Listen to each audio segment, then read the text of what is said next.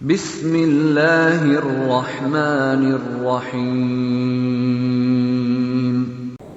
बच्चों, आज दर्जा 10 यानी क्लास 10 का आज हम लोग साइंस पढ़ेंगे, यानी कि ग़ज़ाई पैदावार। तो बच्चों, आपको पता होना चाहिए कि ग़ज़ा है क्या और इसकी पैदावार होती क्या है। तो सबसे पहले हम जानेंगे ग़ज़ा यानी खाने पीने वाली चीज़ें। तो बच्चों, आपको पता होगा कि जो इंसान है, मतलब इंसान है, वो किस पे हावी है, मतलब वो क्या खाता है पीता है, ज़िंदगी में उसकी क्या ज़रूरियात है खाने पीने की शक्ल में। तो हमको पता है कि या तो वो जानवर पे है या फिर पौधों पे है ना।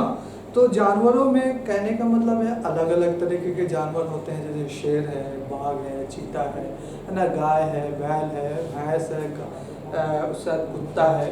ठीक है, कहने का मतलब है कि इस्लाम में जो बताया गया है, जो कि खाने वाली चीज़ है, उसी को हम लोग खाते हैं जो इस्लाम ने बता दिया है। ठीक है, तो कहने का मतलब है जैसे हम लोग को बड़े जानवर में, जैसे आपको पता है कि बड़े जानवर में हम लोग क्या क्या चीज़ खाते हैं और छोटे जानवर में हम लोग क्या क्या चीज़ खाते हैं, ये आपको बखूबी पता है। तो ग़ज़ा में जैसे अगर हम जानवर खाते हैं तो जाहिर सी बात है कि जानवर भी कुछ खाते होंगे। क्या खाते होंगे? तो वो पौधे को खाते हैं, यानी दरख्ते को खाते हैं। तो दरख्त का मतलब तो या तो घास हो सकता है, या तो फूल हो सकता है, या तो पत्ता हो सकता है, या तो बड़े बड़े दरख्त हो सकते हैं, या तो सेब की खेती हो सकती है, या तो मतलब कहने का मतलब है कि साग की खेती हो सकती है, मूली की खेती हो सकती है, पालक की खेती हो सकती है। तो अलग अलग तरीके से, जैसे भिंडी की खेती हो सकती है और अलग अलग तरीके से खेती होती है।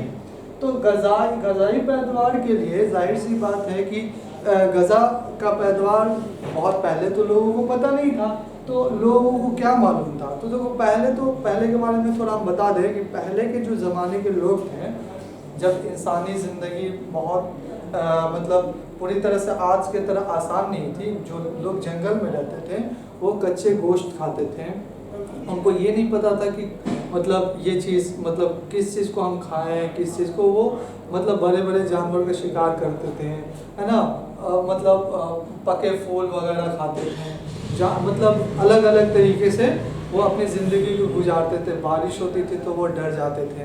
लेकिन अगर आज के दिन में ग़ज़ाई पैदावार के लिए बारिश सबसे ज़्यादा ज़रूरी है, यानी कि अगर बारिश बिन मौसम बरसात अगर होती है तो जाहिर सी बात है वो क्या है, हमारे मतलब किसानों के लिए बहुत ही ख़राब महसूस होता है और उनके मतलब फसल ख़राब हो जाती है।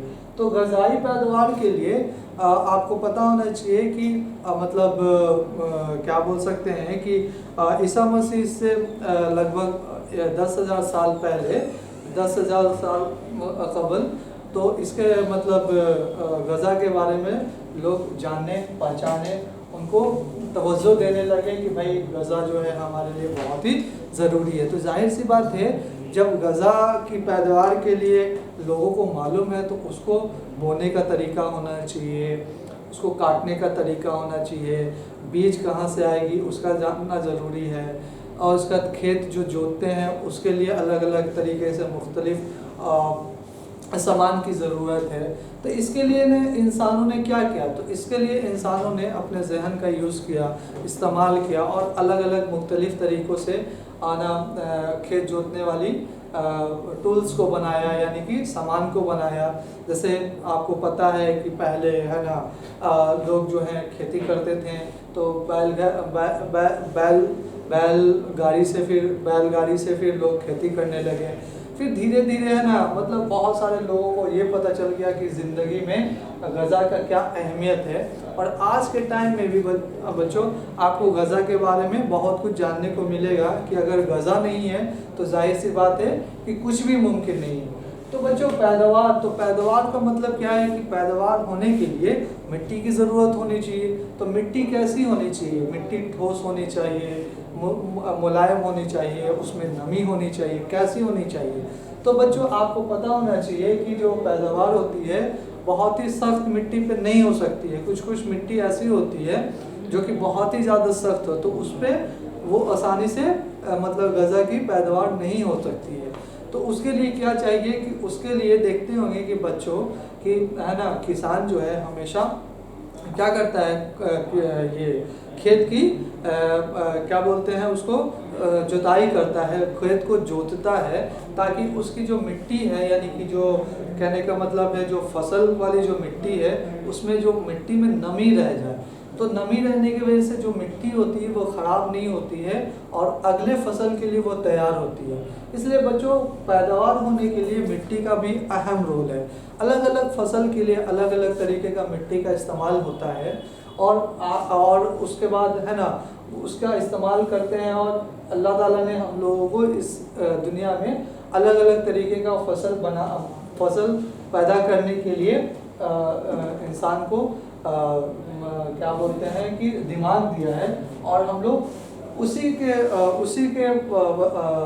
के वसीले से या अल्लाह ताला ने जो हमको दिया है, ग़िज़ा भी दिया और पैदावार करने के तरीके भी दिए, इसके वजह से हम लोग अपनी ज़िंदगी में बहुत सारे आसानी से हम लोग खाते हैं, पीते हैं और बहुत सारे चीज़ों का इस्तेमाल करते हैं, किसी को दे भी देते हैं।